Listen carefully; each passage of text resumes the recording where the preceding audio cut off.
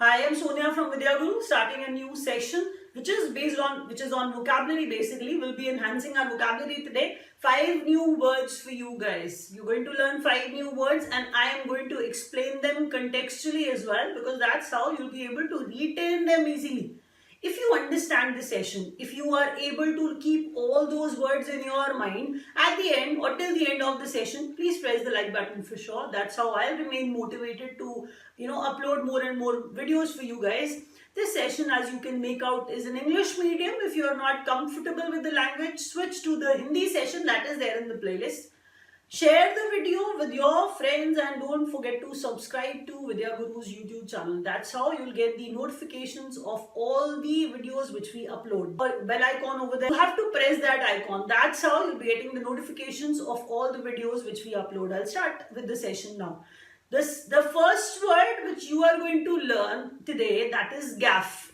Gaffe means blunder. Gaffe means mistake. When you commit a mistake, that is gaffe. If you look at the options here, one option states table, the other one says microphone, spike, mistake. So obviously I've actually, disclosed. The answer of the word gaffe is mistake. If you understand by the statement which says that in my first few months at work, I made some real gaffes.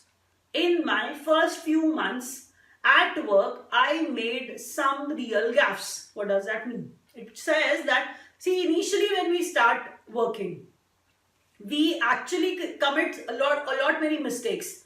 This sentence talks about that only, that initially when I started working, I made some real gaffes, I made some real mistakes. That was gaffe. If you look at the similar words for the gaffe, you can call them a blunder, mistake, error, and impropriety can also be the similar word for the word gaffe. So gaffe is mistake. The other word is conflagration. Look at the options. Stop the video a while. If you can take out the answer immediately, I'm happy for you. If you cannot, then I'm going to explain. Don't worry. Conflagration means huge fire. The word is common. We all know the meaning of the word conflagration, but here I'm going to explain something else, and that is conflagration can mean a conflict too.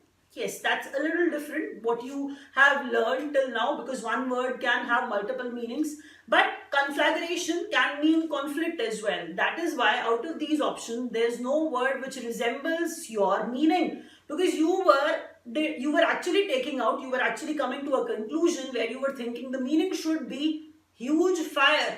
Conflagration should be huge fire. The similar word can be fire, flame, inferno. You may have watched that movie Inferno. That was an English movie, very popular one. Inferno, which means huge fire. But I told you the word means conflict as well. Let me actually, tell you a few sentences through which you'll be able to make out that I was saying the word conflict can be the meaning of the word conflagration. Although you are angry at her, but do not let such a small argument turn into a huge conflagration. What I was saying, I was actually telling you that you are angry with someone, but don't let such a petty thing turn into a huge conflict, conflagration. Here you can reduce. The meaning of the word comes out to be conflict straight away. We all can understand that. I was saying that conflagration does not mean huge fire only. It can mean conflict as well. If we read the second statement, it says that how many military troops are currently involved in the conflagration of Afghanistan. Here also we are actually trying to tell you the same thing, that how many military troops are there which are involved in the conflict in Afghanistan, That word conflagration also means like conflict. So I was saying that conflagration is conflict. So the first word was gaffe, which meant blunder. Conflagration means huge fire and at the same time conflict as well. The third word is emblazon. If you look at the options, try to understand, try to find out the answer on your own. That's all right. If you know it beforehand, I'm happy. I said otherwise, I'm going to explain. Emblazon means ride. Emblazon means adorn. Emblazon means to decorate. Ornament can also be the similar word for the word emblazon. Adorn, decorate, ornament, embellish, illuminate, color, paint. These are the similar words for the word emblazon, which means ride. And if I'm actually stating something, if I'm disclosing, telling you something that is emblazon means to ride, I'll explain that with a sentence. These shirts are emblazoned with, these shirts are emblazoned with the names of baseball team. These t-shirts are emblazoned with the names of baseball teams. You can now take out the meaning on your own that when we are talking about the names on the t-shirts, the names were written on the t-shirts. The names were written on the t-shirts, that is why the word emblazoned. The names were written on the t-shirts, the names were emblazoned on the t-shirts. So please understand like that. And I was actually saying the meaning can be display, depict, exhibit or show as well. Out of these options, the answer was right. The fourth word is quandary. Quandary, the word was asked in many exams. Quandary means confusion, quandary means conflict, quandary means some sort of perplexity. You were in the state of dilemma. That dilemma is quandary. Let me actually, explain it through a sentence. The recent downturn in the stock market that we have been looking at, we have been checking that the downturn, that slowdown, that descent is there, where the stocks are falling down. So the downturn, recent downturn in the stock market has placed some investors